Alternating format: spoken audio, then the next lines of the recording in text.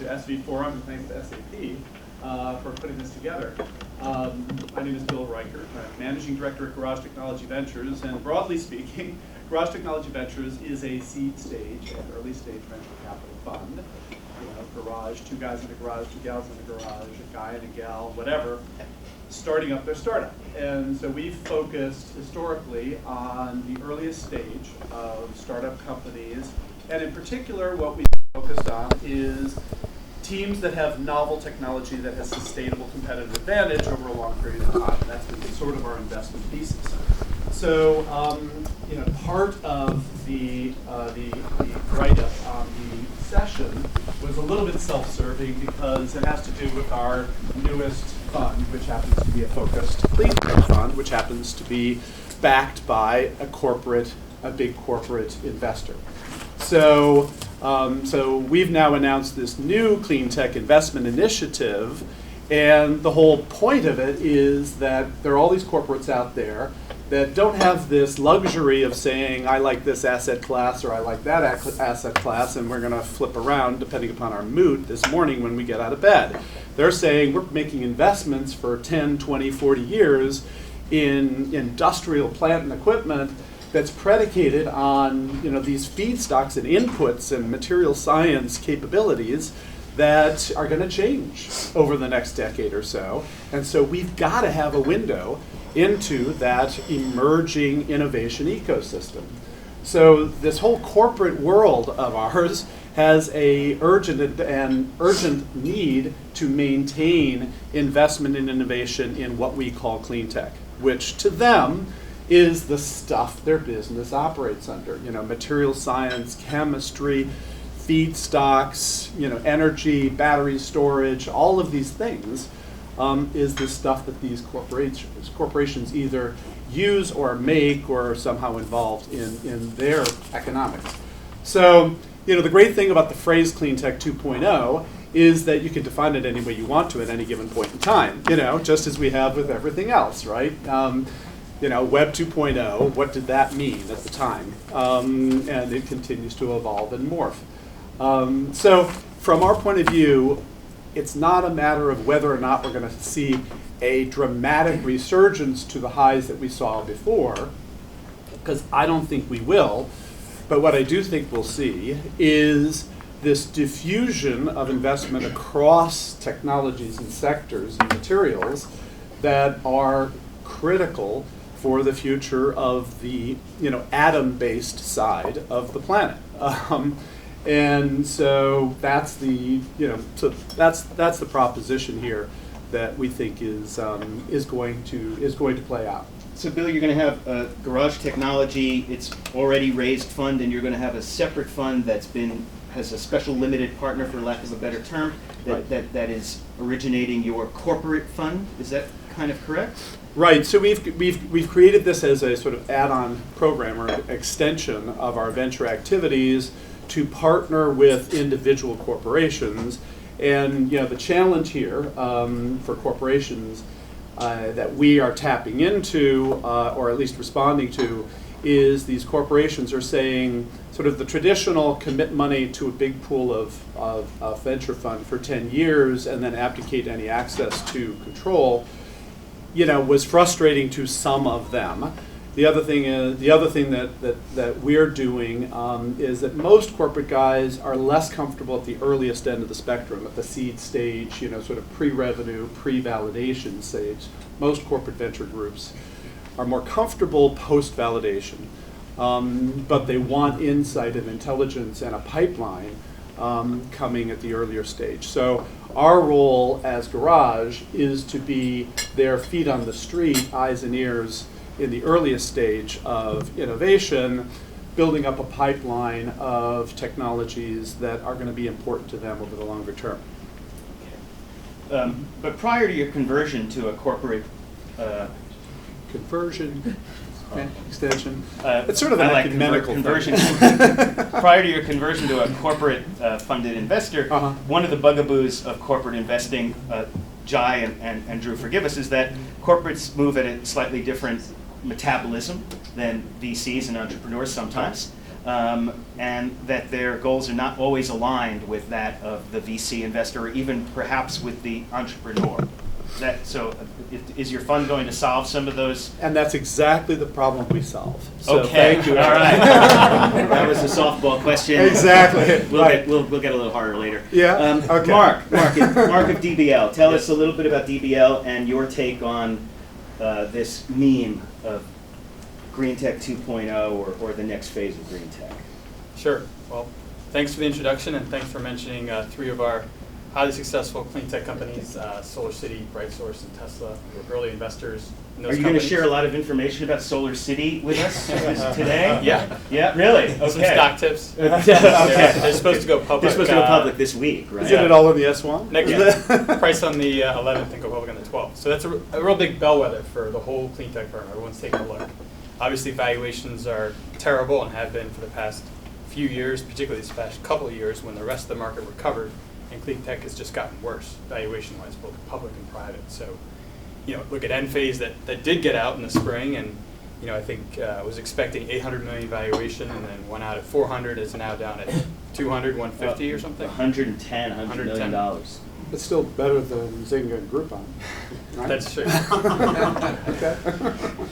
So DBL investors. So DBL stands for double bottom line, and we invest for top tier financial returns. That's the first bottom line, and we also invest in companies that can have a positive social and environmental benefit, which drew us early to clean tech because it has the obvious environmental benefit. And most clean tech companies, maybe not what some people think clean tech 2.0 is going to be, but most clean tech companies produce a physical product which needs to be manufactured and or installed, and that creates entry-level jobs. And if those jobs are in America, that's good for America. Those jobs in other countries is good for those countries, but most of our LPs are focused on trying to promote economic growth in America. So Clean Tech 2.0. I guess one of the interpretations, as Bill said, it's means lots of different things to lots of people. If the question is Clean Tech 2.0 going to be like Web 2.0, and kind of a lot of these very capital light, internet-driven web applications, I might lump OPower in that. So that's the poster boy for Clean Tech 2.0, right? Yeah. It's nobody's maybe okay. I'll call it the poster boy for Web Clean Tech 2.0. I thought they're still the Clean Tech 1.0. Okay, right. They're 1.5, right? So they are a mailers. data-driven, software-driven, not big iron type of company, right? That's true. I think, another example might be Solar Mosaic, right? So which is solar finance, but crowdsourced solar finance. It's in one of the digital clean tech VC portfolios. And I think, I don't think that's going to be the lion's share of clean tech going forward. I think there's going to be a handful of firms that have some success. I don't think the future of clean tech is apps on your iPhone to find where the next electric car charging station is. I think, renewable energy generation, storage, a lot of energy efficiency, which includes retrofits and upgrades. Physical things need to be done to the building. You can't do that completely capital light with a web application on your iPhone. So I don't think that's the case. If the interpretation of Clean Tech 2.0 might be, as I think this panel was more aimed towards, is Clean Tech 2.0 going to be dominated by corporate venture capital and corporate direct investors? I would say also no. With respect to everyone here, I think that Bill has a great new firm, and I think that's going to be really helpful in the early stage where, frankly, everyone is backed away from purely financial-driven VCs as well as everyone else.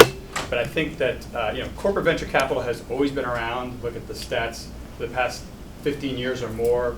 For across all sectors, it's been 10 to 15% of deals have some corporate VC in it. Now, I think particularly in clean tech, that's gone up close to 20%. But I don't think that's a fact of a lot of increased investment from the corporate side. Yeah. I think it's a lot of retreating from the traditional generalist VCs that jumped into VC clean tech investing in 2005, 6, 7, 8, and then jumped out. I think that you still, with the exception of Bill's new firm, which I think is a great idea, most corporate venture capital firms don't want to take on financing risk, don't want to take on too much technology risk, will invest about half of what an average financially driven VC will invest, and are really more ride-along investors than leading and driving the bus investors. They're a super helpful component, and I think in the past year or so, they've definitely stepped it up and been more aggressive, leading some kind of mid-stage rounds, because I think they see a lot of opportunity in terms of being able to get some really bargain basement deals in M&A in some industries that are going to be around for a long time.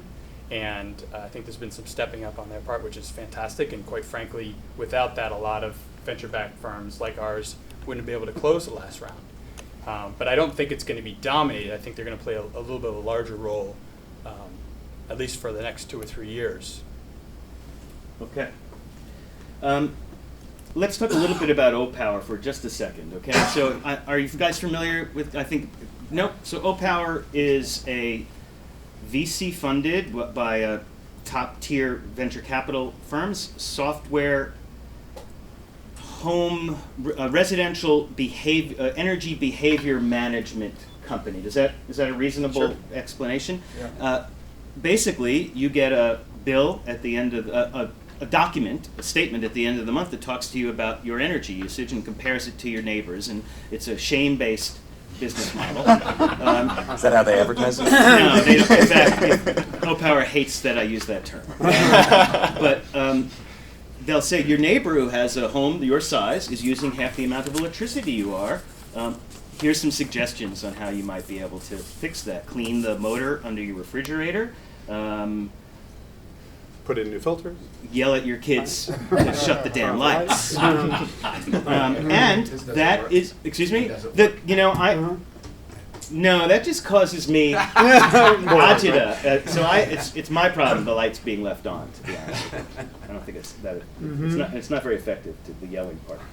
I know this from firsthand experience. No, does it work for you, Eric? Does it work in general? So, thank you. O-Power produces a savings of between 2 and 5%, or 1 and 5% in electricity bills, which translates to about a cup of coffee for you per month, which from an individual standpoint is not that interesting, but from a utility-wide standpoint, it means the difference between them not having to build another natural gas peaker plant or some new transmission. So it's very beneficial for the utilities. The value for the consumer. But the challenge is... So good. Jai, you're on. The challenge is, it's not the savings or whatever, who pays for O-Power, right? Right now, the way they make money is that there's some government subsidies that basically is funded these programs. Well, utility subsidies, right? Well, whatever, but Okay. it's not like utilities are actually paying for it. It's a government mandate that is kind of, the PUCs or whatever has appropriated and basically funding that program. There is, I don't know if the utilities, if that program gets turned off, are actually going to pay and subsidize O-Power. Right, so that was the biggest challenge with that business model. But utilities do have a budget for energy efficiency rebating, But right? that was not coming from where they were making their money was not from that. It was all from these government kind of programs which were all set up to make people consume less energy. So the utilities actually were not paying a single dime to O-Power at that time. Maybe it has changed. We looked at them for a year and a half ago, and that was what we felt was like from a business model perspective. Who is the utilities? The spigot is going to run out, yeah, right? and the utilities are I see a raised hand. Maybe you have more information. So the O-Power is doing a lot to get certified as, a lot of the studies you're talking about, the 1 to 5% studies, are all being done so that they can become qualified as a Utility partner a of- utility program, energy efficiency program that would qualify for these government programs For that the have been going utility on for rebates, 30 right. years Yeah. through utilities, as opposed to the ones that were just being handed out for a couple of years. Yeah. All right, so but they are growing madly and hiring madly. They may be firing madly and shrinking rapidly as well. But I don't think that's the case. I think they're on. But fundamentally, So, Jai, the business model is that you can't depend on rebate programs and things to have a long-standing company. You really have to figure out a business model where either the utilities, which is very hard for them to make you pay you. SAP has lots of customers, utilities. You can ask them. But having utilities pay for something is very, very difficult. Or you go and have the consumers pay for it. And I think somebody will. well, that's figure the it out. same thing. Partly. right? If the utilities are paying for it, eventually the consumers are paying Or for it. you go directly to the consumer and have them pay for Okay, something like, Jai, like the answer. but that's an example of the poster boy of Cleantech 2.0, and you can see there's some there's some questions about that company. Drew, just wait, Jai, why are you here, Jai? First of all, welcome to everybody who has not been at SAP facilities before. And I see some SAP colleagues here too. I can't really take credit for organizing this event. I don't know who did it, but kudos to them.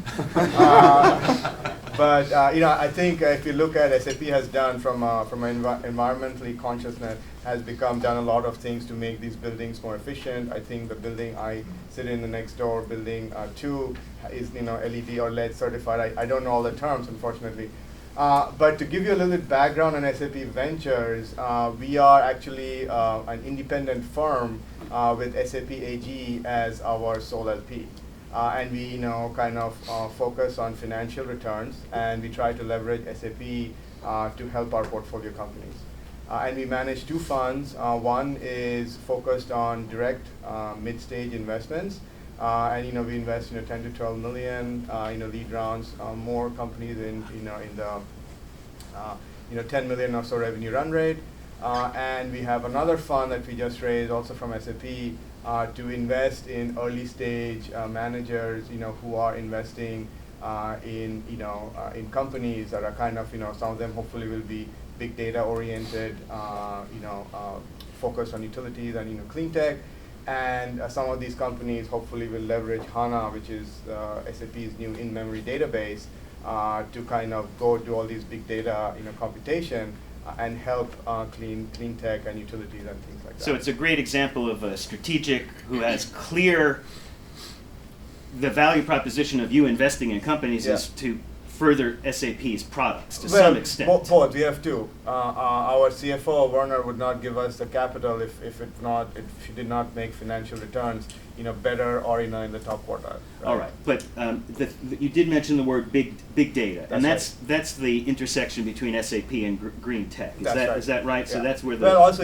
SAP has a huge footprint in utilities. Right? Sure. So SAP runs a lot of the back end for utilities and does a lot of work there worldwide. So I think that is also an area that we try to work with them and help them, and and in the company that we are looking at, hopefully can work with SAP folks, focus on those verticals, and both sides benefit. All right. And the smart grid and the meters that are being installed, whether that's the smart grid is not meters, but those meters are producing gazillions of data points, and they have to be managed, and utilities up to now have not had to handle that bandwidth, that rapid, that sheer flood of data, and that's where SAP comes in, and why utilities need that management of that big data. Drew, I'm sorry I cut you off, but you're on. Okay, tell us a little bit about IBM Ventures. Yeah, so we're kind of the unventure here. We don't have a fund today at all. We're not investing directly today in startups, but we do invest a lot in the space. And some of you, unless you've been vacationing on Mars, perhaps might have seen our Smarter Planet campaign.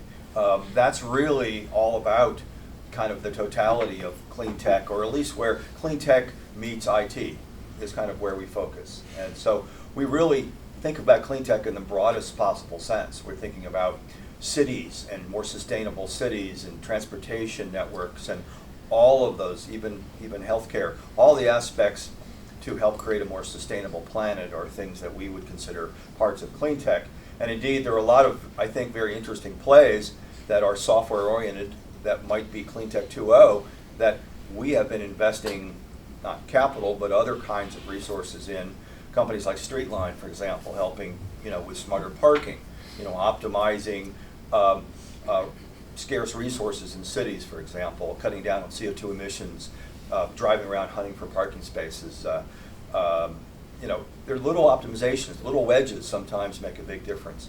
But just going back to the macro view, when I think about Clean Tech 2.0, naturally I'm going to cherry pick on the things that IBM cares about, or IBM customers care about. And in this case, a lot of our customers are utilities or big energy users. And what they care about, of course, is really optimizing the delivery of their service in the case of a utility. We don't come in with products, we kind of come in to a utility at the top level and help them kind of transform their business from a Cleantech 1.0 to a Cleantech 2.0, for example. And one of the questions that they've been asking for several years, even before we started this massive smart meter rollout, was, okay, so when we get the meters out there, then what do we do? Yeah, we can have fewer truck rolls because we'll find outages earlier. Yeah, we're going to not have to go out and read the meters manually. Or shut off your power in person. We can do it remotely. Yeah, exactly. Well, that was a big selling point to utilities on why they should put in meters. And for everyone from Marin County, we have the tinfoil hats for you to put on. So you know, but the progressive utilities, the FPLs and the PG&E sometimes, and those people have been asking, so what's the real value here? I mean, we get all that. That's all operational stuff. But what can we do with the data?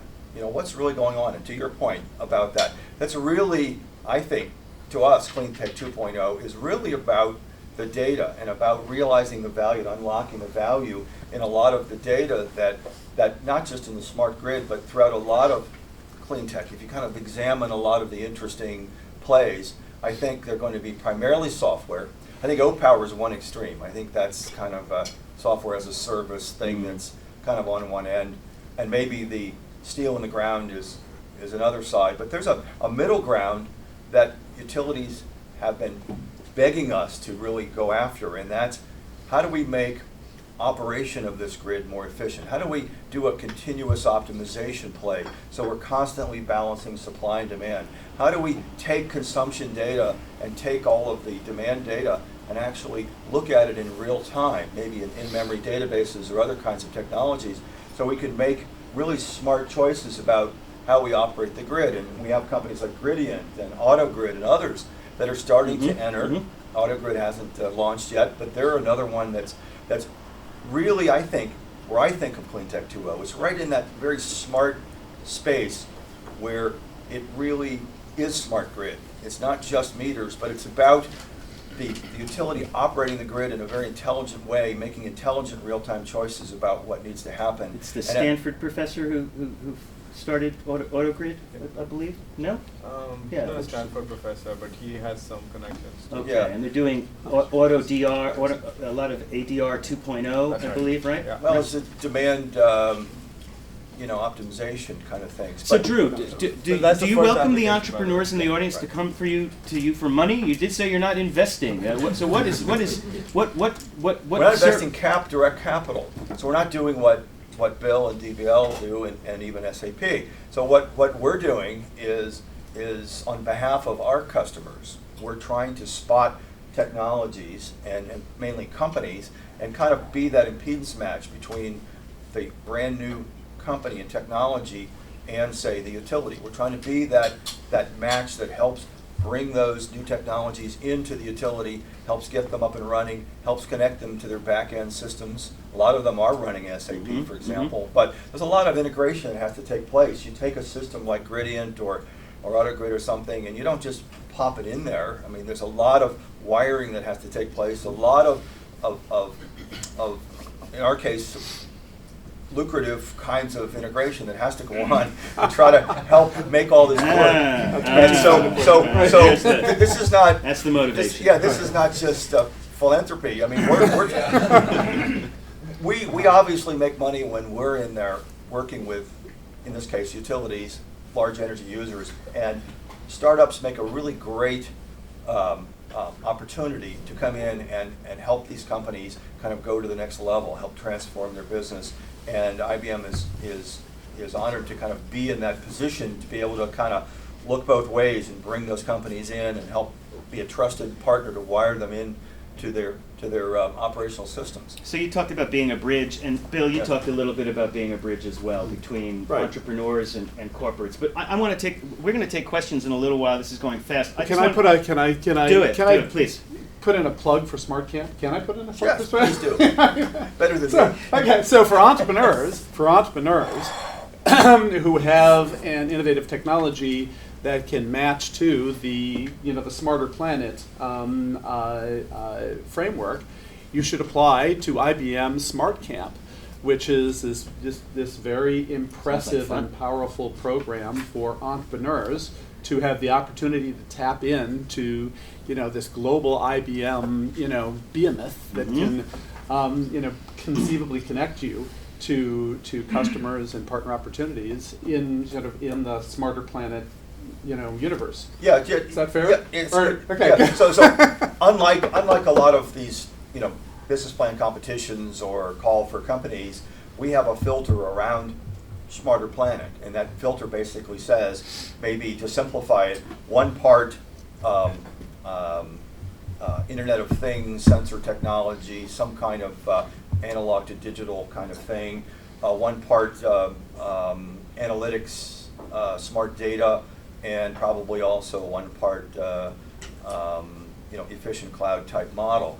And so we kind of put this filter on there because we really are trying to kind of drive those kinds of companies forward because our customers are hungry for that technology. All right. So Eric, the bottom line is customer driven, I think. Is Cleantech 2.0 is really coming from our customers who are saying, we need these new kinds of technologies. All right. So 10 years ago, I was sitting at a desk at a large corporate optical networking company, and I had an epiphany that I did not want to sell $20 million worth of laser diodes per year. I wanted to do something good for the planet. I wanted to work in clean tech. And that's why my motivation was not to make money, and I've succeeded with that. But my motivation was to help the world. I'm sorry if it's dramatic or idealistic or naive. Mm-hmm. I wanted to do something good for the planet. I'm not so sure that finding a parking spot, most likely in 3 feet of water, or a monthly bill from my utility, a document from my utility is going to save the world. I don't want to put it in these stark terms, but we have an energy issue. This isn't the problem of a social app, but we have you're not, VCs are not, their thesis is not, point one is not save the world, right? It's make money for your LPs is probably thesis number one. Right. But saving the world can be highly profitable if done right. All right. Well, tell me how Green Tech 2.0, rather than green. Again, we're just using these as convenient terms. Yeah. Rather than the Stefan, forgive my Dolezalak of Vantage Point said, you have to build the infrastructure first. You have to build the hard stuff. We didn't get telecom apps without building a fiber optic network. We didn't get Facebook without having an internet. We're not going to have Green Tech 2.0 until we have the hard stuff built. And that's usually the first wave. You could go back to railroads to showing that the infrastructure has to get built. And the generation and the wiring of the smart grid and the new generation of solar, wind, and every other renewable has to be there first before you can start running beautiful software applications on top of this next great network that we're building, this next great advance. So tell me how you're going to take off your LP-driven hat and tell me how you can make a dent in our children's lives.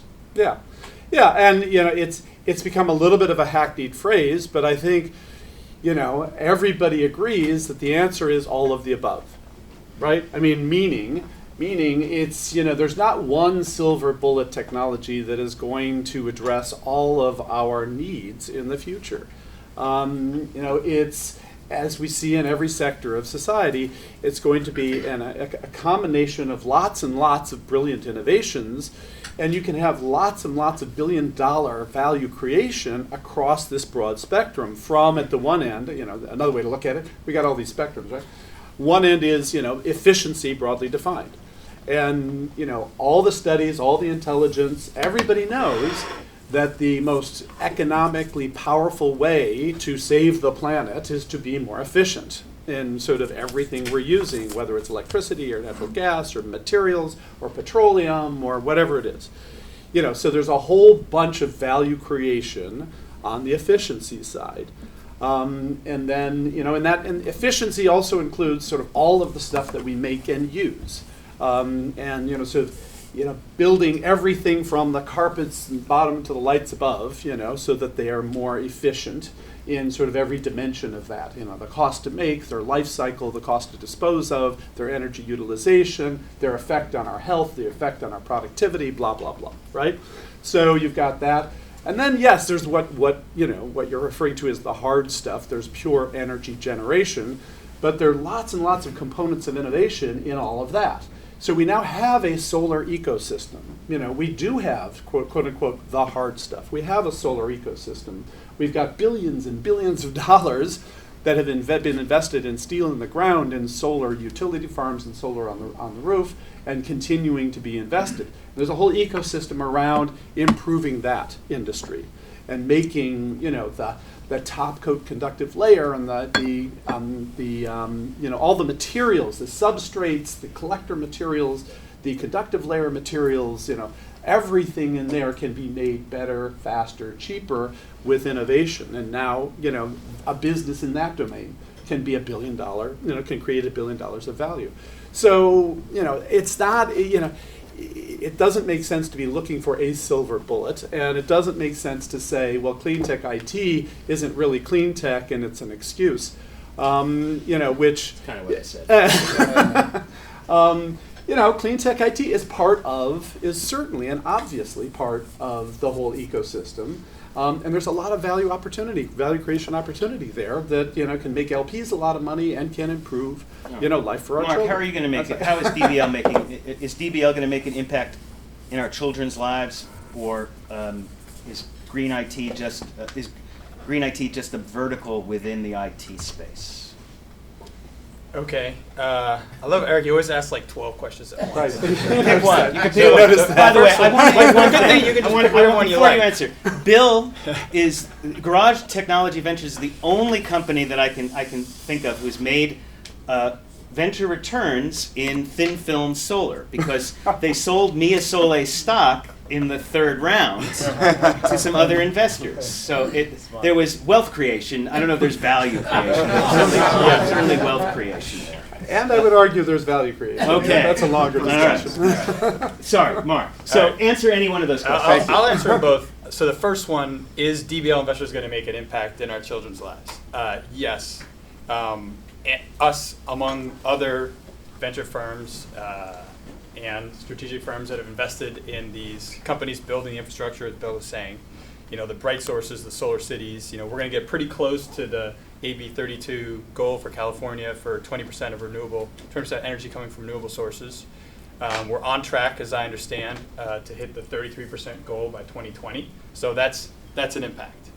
I think, and I think there's going to continue to be need for kind of fundamental infrastructure type companies like the Bright Sources and the SolarCities out there. Particularly, I would call out storage, which is a space which is out of favor now from a valuation standpoint, look at A123, and from a venture standpoint. But if you're going to get renewables up to 33% of your power consumption by 2020, and these are unreliable, you can't guarantee when the sun's going to shine, and you can't guarantee when the wind's going to blow. And geothermal, you can guarantee it if you can find it, which they're having a lot of difficulty right now. So hopefully there'll be a resurgence in that. But you're going to need storage, and somebody's going to have to build better batteries that are cheaper to manufacture, and that's happening. And those sectors are struggling from a venture financing standpoint, but they'll get there.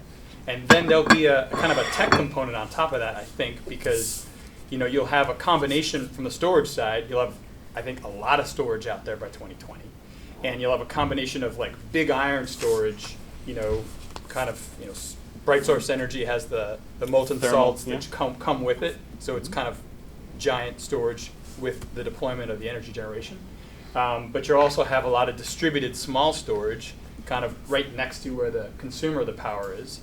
And companies like STEM, used to be Powergenics, who's putting small, like a refrigerator size unit with a bunch of lithium-ion batteries that you hope don't catch fire in the basement of small corporations, hotels, et cetera. That is going to require big data and a lot of those kinds of tools in order to manage, how much energy is being consumed at that site. Is there capacity and storage to discharge right then? What are the electricity rates? So there's just a lot of stuff which is going to tie in with the building management and all their dashboarding systems, et cetera, and demand response, et cetera, et cetera. So there's going to be these kind of people who can build companies that are capital light on top of the infrastructure, as Bill was saying, but you still need the big iron, and you still need the better batteries and more cost-effective storage and other things like that. All right. Jai, let's switch gears a little bit. Tell me about a typical investment you've made, and if an entrepreneur in the audience wants an SAP investment, what is the process? What do they have to do? By the way, all of you guys, with the exception of Drew, are open for business, right? That's right, we are. And investing, right? That's right. That's right. I'm kidding. Drew's open for interconnecting you. Can I address your first question just a little bit before I used to want to be friends with the green tech community. I abandoned that a long time ago. So, one of the things is that you have to look at patterns, right? Investors are not oracles who can predict the future, because if we were, we wouldn't be sitting here, right? We would be kind of made our money and be in Hawaii or somewhere. I have to interject. VC told me if VCs had an appetite for risk, they'd be entrepreneurs. That's true. I absolutely agree with that. But what investors do is look for patterns that has happened before, right? So if you look at the internet that you brought up, right? Why was the the deployment of the fiber networks and things like that? It was partly driven by regulations. It was partly driven by things changing or deregulation. And I think some of that stuff has to happen. And some of the regulation that California is doing is going to drive some of these innovations, because big companies don't have a choice but to say that, okay, we have to reduce energy consumption by this much, or the standard has to go, has to be the fuel consumption standard has to be at a certain point, and the big companies then have to go and find the companies building these technologies to kind of provide them with those kind of returns. But also, I think deregulation is also something that makes it a lot easier for new entrants to come in. The other pattern is, you look at how mobile industry took off, right? In reality, if it was all controlled by the operators, you wouldn't be sitting here with your smartphones, with a iOS or an Android device, or or an iPad, right? So I think how these things are going to develop are very, very hard to predict, and one of the things that I fundamentally believe is that we as humans, especially in the Silicon Valley, are very innovative creatures who are going to figure out ways to kind of as these problems come up, and and figure out ways to fix these issues for our children and their children, and us as investors, we just have to be there to kind of figure out which ones are going to work, and sometimes we are completely wrong, but hopefully we are right, maybe 10-15%, and drive some of these creations of new technologies, right? Let me ask one last question for the panel. We'll start with Drew. Drew, what sectors do you really like looking at these days? What is in favor? Whether personally or corporatively? What piques your interest? Corporatively. Yeah, I'm sorry. I'm a journalist, Fortunately, I have an editor. Sure. Proofreaders. Right. I think I get your question. Okay. So one of the areas that should be taking off in a different economy would be water. And we talk a lot about, when we talk about energy, we talk about water also, because of the nexus and because the two are so codependent. You were on a panel of mine 3 years ago, and I swear we've gone through this before. Yes, so yes. Those who don't learn from panels are doomed to repeat them. And Bill, you were on my first panel anyway. 8 years ago, and we had this exact conversation. That's right. So say something new. Okay. So I talked a few minutes ago about really making smart grids smart. I think that's an area, and I think it has to do with technology that that, and I'm agreeing with what I'm hearing here also about the physical component of this, because I'm not advocating that this is all just some big software play. There needs to be obviously physical pieces. What I'm saying is that we need to be able to empower the physical pieces to be intelligent and translate any of the analog remnants to digital so that we can connect these. We're talking about the STEM lithium-ion thing, right? So I am meeting next week with an Israeli company who's basically taking that a step further. They've got these big caches of lithium ions, and they're all networked, and they're creating this concept of a wide area Storage network. Storage network, very cool. But their view of the promise is not in the commodity battery, but it's in the networking and the intelligence that's there. So I think that to me is a very significant trend. It's layering intelligence on top of these largely analog systems and interconnecting them. And I think that's an interesting trend. And that could apply to water or storage Absolutely. or anything else. So it's right? layering in that intelligence over the physical pieces. All right. So it's a combination. Bill, what floats your boat these days? What's interesting to when a thin film company walks into your door and you go, I got to say though, I love thin film. But and then to your other comment about it's hard to predict the future, right? It's really not that hard to predict that if the venture capital industry raises a few $1 billion and starts up 190 thin film solar companies, that not all of them are going to succeed. That's not a tough prediction. That isn't a tough prediction, And it's also not hard to predict that if the venture capital industry funds, 193 social media startups, that not all of them are going to succeed either, And God bless us in venture capital, right? That we, once we get our teeth into something, we really want to fund it, I guess. But in any case, so back to what floats my boat.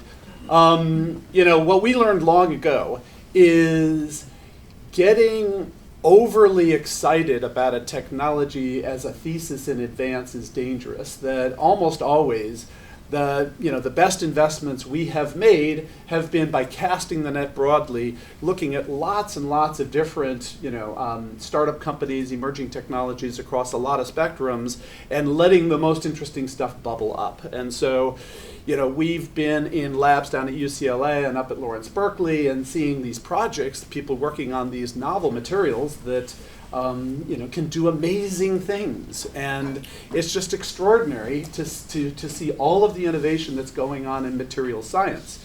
And unfortunately, material science is not a topic we kind of talk about from day to day, but we experience it dramatically, from day to day. And, a big chunk of the innovation in this device is material science innovation, from the lighting and the touch screen and the chips inside and thermal management and all those things, in addition to the software, right? So material science, broadly defined, is an incredibly exciting domain in terms of things that can happen. There are some big important domains which have to do with replacing petroleum. And so, there's an extraordinary amount of interesting, at this point I'd say it's still science, involved in figuring out, over the next 10, 20, 40 years, what can we substitute in lieu of petroleum for all of the things that we use petroleum for, which is much, much, much more than just fuel. And so, there's just a lot of very interesting stuff there. The challenge there is that all of that stuff is kind of, incremental. And then batteries is the other thing that, it's back to material science. Batteries is basically a material science problem. And, it's one of those things we all kind of wish deep in our hearts, if only these batteries could improve faster than they've been improving, the world would be a much better place. So I, in spite of what I said before, emotionally, I want to see, some breakthrough technologies in batteries. Okay. Emotionally. Mark, you guys have invested, you look at thousands of companies in the last decade. You've looked at 1,000 or however many years you've been around. No, I mean in a good sense. About 700 a year. 700 companies a year. He's at least 10, right? What makes you go, and what makes you go, oh, all right, I'm interested in looking at this? Well, we're running short of time, so I'll focus on what makes me feel excited. Please. What's happening. Please. I would say energy efficiency in general, and in specific, the subsector we're seeing actual traction in is lighting. So these are companies that either make LEDs and or controls. We've been looking at this space for the last 3 years or so. These are players like Digital Lumens, Enlighted, Adura, Redwood Systems, Lunera.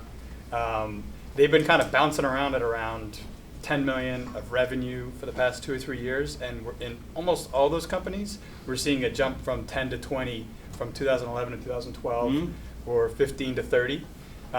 One data point doesn't bend in the hockey stick make from a continuation standpoint, but it's very encouraging from a traction standpoint, which is meaningful. And it's because lighting has very quick paybacks for energy efficiency. 1 You want to 3 make years. a quick 10% reduction in energy usage in SAP, you do something with the lighting, right? Yeah. Isn't that the lowest hanging fruit? All right, good. Thank you. And we have enough negativity here. Thank you for the positive. So Jai, what interests you when somebody walks in your door and pitches you a company? Well, for us, we are a mid to late stage investor, so that hockey stick is kind of important to see where the company is going from 2 to 5 to 10, and then can they go to the 20 the next year when we do invest.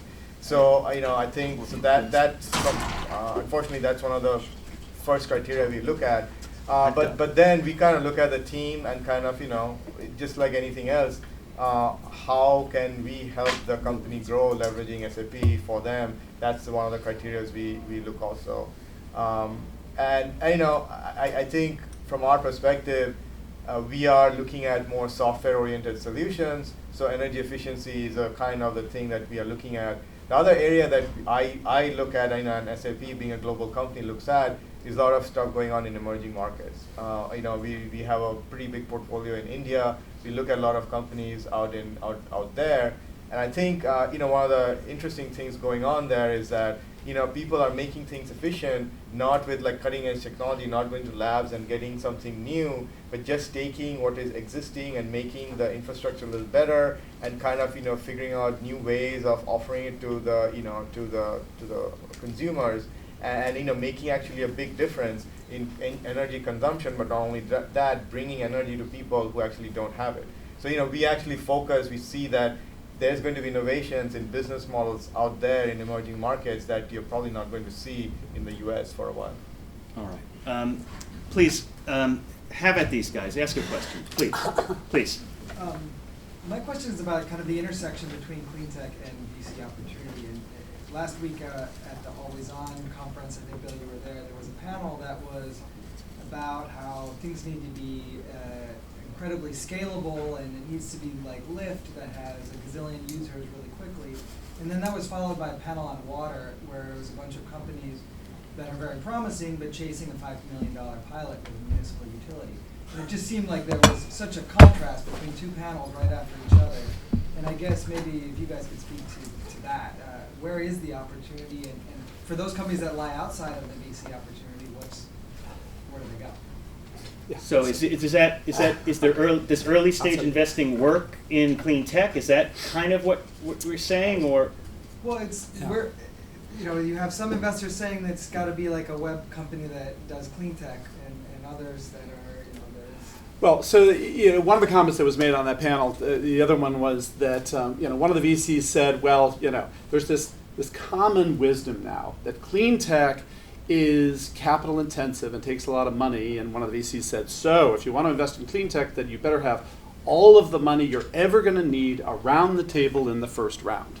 And that's the way you have to invest in clean tech. And so that was this brilliant insight, about why clean tech is different than IT, because in IT, of course, right, you don't have to have all the money because IT is so cheap, and yet you look at all of the successful, so-called IT, but you look at all the successful companies on the IT side of the venture world, and what's the average amount of capital they had to raise to achieve success? I mean, we're talking about billions of dollars, right? Groupon and Zynga and Twitter and Facebook and all of these companies raise, somewhere in the zone of $1 billion. And if your thesis is, well, you should invest only in those things where you have enough money around the table from day one, then you wouldn't invest in a successful IT company. But the issue, of course, is it's not that that's a brilliant investment strategy. The issue is VCs are just scared about the financing risk. It's easier to be comfortable that if you have an IT company that takes off, you can raise money. It's harder to be comfortable that if you have a clean tech company that you invest in, that it will take off before you run out of money. And so the rationale for clean tech IT is you can get to an inflection point faster with less money. That's the rationale. But I would sort of disagree with that rationale, and I think there are plenty of counterexamples that if you invest in a technology, in a company with a technology that has a clear differentiated value, that has a competitive, sustainable competitive advantage, that has whatever it is, whether it's a team or some other sort of unfair advantage, and you get to a milestone, there's money out there to fund it. But that's the trick. But if the venture community funds 193 thin film solar companies, all of which take 5 years to validate, that's not going to work. So I think we've overlearned from the past. We've overlearned from the past mistakes that somehow clean tech is a bad sector to invest in.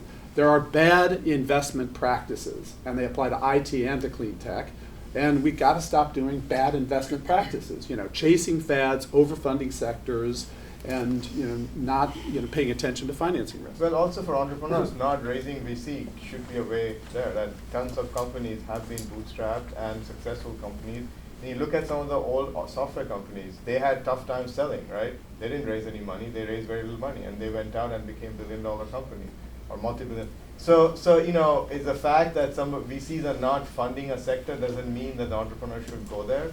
But the entrepreneur, if they don't find the VCs willing to fund their business plan, they should have a business plan where if they think that they can build a viable business, go after it and figure out a way. Sure. As nice as these two guys look over here, they are your asset class of last resort. That's right. Absolutely. Expensive money. Sir. Yes. He has Are there the any plays, camera. in smart grid resiliency, reacting to natural disasters like Hurricane Sandy in the East Coast, which knocked out power? Are there any companies that are interested in moving into that area? Yeah, I mean, Bill, you're not on. You got somebody else to answer this question. Mark. I don't know of any, but it sounds like an interesting idea. Well, I would say that there are companies that have shown that have proven some worth in this recent disaster, but that's not any. VCs are not going to be betting on disaster based That's more of a big company play. So IBM is very much in that space, but it's not a VC kind of thing. But we do build resilient systems for cities, for example. City of Rio just hired us to build a whole system for them like that.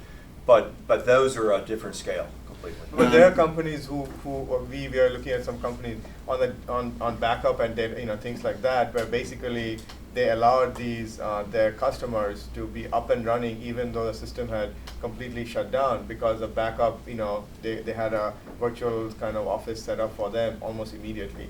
So there were people who had no power, nothing, small businesses were up and running, getting email, doing their work. From their iPad with little whatever battery they had. I think you could show enormous amounts of examples where smart grid innovation, VC funded or otherwise, helped recovery in Sandy. Right. But as far as it being an entrepreneurial opportunity, I'm not sure. Let's take another question. Sir. Anybody doing anything today with the control system? And I'm thinking of energy efficiency and I think it was Drew's comment about layering intelligence over the physical, right? If every single device that you plugged into the wall would send, data, identification packet, class of device, and maybe even a kill switch into the smart grid, then you could start taking this information from O-Power and really do something with it. Well, there are some companies. There's what's the company that's over in at NASA that has the signature detection of devices? There's a number of. There's a company called Load IQ that does exactly that. And there are a few others. Dantix or something, whatever it is. Disaggregation of the electrical Well, they signal. basically can detect different loads based on signatures, Sure. and they transmit those bits upstream. And yeah, there are some companies doing that kind of thing. But yeah, devices are all going to be, the machine-to-machine kind of Yeah. communication is all that things are going. I think next year is going to be a big year for that every load will be tagged and systems will be monitoring loads, and you'll know exactly what's running now. But is there any standard yet on that? No. Yeah. Okay. Sir. Do you see any major regulatory, subsidy, or other major public initiatives in the next couple of years that's going to significantly affect the success of Cleantech? That was one of the questions I actually asked. Mark. Yeah, well, I mean, I think as we all observed in the election run-up, Obama rarely mentioned Cleantech or the environment or anything like that. And I think right after he was reelected, I think it started to come back into his speech. So from the standpoint of the regulatory and public policy environment, at least on a national level, I think it's good that Obama got reelected. I think that he does have some interest in getting some policies forward, and I think that there's definitely some headwinds. So let's kind of go one by one. A carbon tax, just politically, basically impossible. So probably not going to happen. A national cap and trade, possible but unlikely. And we have the California one that just started the auction process, which is good, and it's no teeth right now, but it'll come in, and if that goes well, there may be some opportunity there. But I think it's a longer shot, but possible. It's not going to get any better politically than it is right now. Then there's the question of, okay, are we going to keep having these production tax credit for wind and investment tax credit for solar kind of expiring, and then we're going to kick the can down the road by like a 1-year extension, which is what the current talk is about the wind production tax credit that's expiring into this year. Is there going to be some kind of comprehensive energy policy that's multi-year instead of just 1 year? I think that's the most we can hope for, I think, in this environment. Obviously, we're going to push for all of this stuff with the industry groups, et cetera. But that would be the most realistic and the most helpful for wind and solar, and making them feel that's going to last. So absent something that's great for renewables, we need something that's consistent, at least for renewables. It gives some visibility and some transparency, not for 1 year, but for, let's say, let's try for 4 years over the course of a presidential term, maybe a little bit more. Right. Bill? Yeah, just the thing that already was passed with the CAFE standards. I mean, that's pretty big. Sure. That's a good long-term solid right in place. The other thing that is just a nightmare that I don't think we're going to make progress on is that the challenge in energy is that we have whatever it is, 152 different utility districts in large utility districts in the United States with different regulations and protocols and pricing incentives and all that. Anything that would simplify and consistify. There's a word for you. There you go. You want to use it?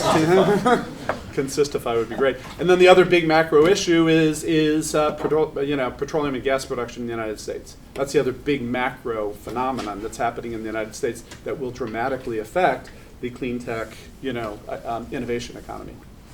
Let's keep taking questions. Adam. So there's been a lot of discussion about Cleantech 2.0 that looks like Cleantech 1 with a whole bunch of IT applied to it. Are you all seeing any sort of fundamentally different ideas coming from the entrepreneurs that are pitching you that are not altogether just different permutations of what you've already seen with IT attached to it? Well, if they were, they wouldn't be telling you. I'll start off. I'll try to be brief and let anyone else jump on it. I mean, we saw a company that we saw maybe 3 years ago, 2.5 years ago for the first time, and then we just saw them again recently, and they came back, and now they were in energy efficiency space, and now like their second or third slide was we're big data, we're in the cloud, we're software as a service, and we're an energy contract financing model. So I think they're smart. You kind of hop on where the trends are, where the money is, what people are excited about. But they still have a lot of the core elements of their Cleantech 1.0 with that kind of stuff, that shine and those buzzwords, but also some of that actuality layered into it. And then you have the street lines that Drew mentioned, which is a great app, totally app-based, with some street sensors. Is a car in the space or not? So that's totally new, and I think there's going to be, I kind of view it as like the Open Tables or the Yelps, and there's going to be a bunch of those kind of consumer-facing Cleantech 2.0 that are going to be nice little $200, $500 million companies, maybe, but not multi-billion-dollar companies. And I think those are still going to be the ones that have the big iron plus the big data and the networking and all that stuff later on top. Yes. I was wondering, when I think of Cleantech 2.0, I think of underinvested verticals, and I was just wondering what you guys thought of, say, agriculture. Huge markets, a lot of different potential technologies to put in place, a lot of impact for the world. Not as many potential possibly potential exits as far as corporates that are willing to, buy companies. But I'm just sort of wondering what you guys think of that. I never really hear ag, and it's just such an enormous. Let me start on that, because there are a couple of corporate venture funds who, from, not surprisingly, from a lot of the big farm guys like Cargill and ABM and this third one Bayer that I Crop Science. talked to, Monsanto's got one, and a lot of them are focused on their customers who are looking for smarter ag kinds of plays, and so we're starting to see some small investment, small in number of investments around weather modeling, forecasting, directly talking to irrigation systems so that we're not gonna irrigate if the rain's coming, and others that are looking at climate modeling to try to determine best way to plant. And there's a lot of that that's going on that has to do with, is it getting that quiet in here? That's the crickets in the back. Yeah. Jeez. But yeah, a lot of that kind of we call smart agriculture that's starting up. But I see it as small numbers. Bill, I mean, you guys, there aren't that many plays coming forward. And that was sort of my point, is if it's underinvested, why isn't it? There are plenty of opportunities for innovation there. It could build big companies. We've been looking at this very cool company. It's a material science play. It's sort of, you can call it an advanced chemistry play, which has to do with fertilizers. And right now, fertilizers are primarily wasted and run off, and cause all sorts with of natural bad. gas to a great extent, and manufactured with the help of natural gas. Right, and that's a whole nother side of it. But the play we're looking at is basically to dramatically reduce the amount of fertilizer required by reformulating it, so that it doesn't just all run off or time release fertilizer or something like that. But the big issue in agriculture actually is it's a diffusion and application of best practices around the world more so than in that's the global problem, I think, in agriculture. But yeah, I mean, it's definitely a domain of possible innovation. It's the phrase "underinvested" is a funny phrase, right? I mean, because it fundamentally it's not violates, overinvested. Maybe. That's a fair point. There's no ag bubble right now. Yeah, exactly. That was my point. You're right. Underinvested may be the wrong. Not overinvested. So Kleiner has an investment in Beyond Meat. I don't know. I wrote an article about it recently. I don't know if you saw it. Have you heard of this? No. Don't know this it's a company called Beyond Meat, and they produce a chicken analog. I'm a vegan. I'm a self-righteous vegan, and I went through I did a taste test. I had it in like hot sauce and curry sauce, and and I like, it's made out of soy, pea, and amaranth isolates, and I like my soy, peas, and amaranth in soy, pea, and amaranth form, not in some crazily processed chicken. But Kleiner is an investor along with the Twitter founders. And these guys are cranking out these chicken strips, chicken, CHICK apostrophe N, chicken strips. And, it reduces our reliance on meat. And I've seen children eat it with their uneducated palate like it was chicken, So here's Kleiner putting enormous amounts of money in that, and there's a lot of food. You'll see there's a lot of clean tech food, and I don't know. Mark, it's probably been in chicken McNuggets for years. Who knows? So I think that's a great crab, CRABB. I think that's a great sector. I think that's a great sector to keep your eye on, and it certainly there's not a market size risk, right? No. There's not a lack of large corporates as M&A acquisitive corporates. Right. So I think it's an important place to be. Whether or not green tech VCs will run into that and jam it up like they do every other market, that's another question. The point is that, do you even call it clean tech, right? It's, yeah. Absolutely. That's just, why poison it with that? Let's take one more question. Ma'am. As Jay mentioned a little bit about India, nowadays innovative clean tech startups and technologies are all over the world, I think. And besides USA, which countries or areas are interesting to see when we look for innovative startups or technologies? I think that's a great question to finish this panel on. So we're Silicon Valley centric, we're American centric. how do we look out past our coasts? Go. We cast the net globally, is our intent. And so the great, wonderful virtue of Silicon Valley and the world right now is there's an incredible pipeline from Silicon Valley to all the innovation centers around the world. And so, what we've all seen is that innovation now happens everywhere in the world, right? But venture capital is not evenly distributed. And so what's happened, fortunately for us here in Silicon Valley, he said selfishly, is most of those innovation ecosystems, wherever they are, want to plug in to Silicon Valley. And so it's relatively easy for us to see the world from here, but it's still, we got to get out there. We still do get out there, and we got to get out there. For us as a fund, we want to see them come here, so that is a problem we have. But we want to see the innovation wherever it is, and if we can't do it the way we would do it, we like passing it along to our friends who can. Like I said earlier, or Bill put a plug in for our SmartCamp. We do those all over the world. We do those in India and China and Kenya and wherever you need to be to identify those new technologies. Mark, let's see, Tesla, BrightSource, SolarCity. If you were a hardcore bicyclist, you could get to all of them from your office. How do you enlarge your radius of board meetings? Yeah.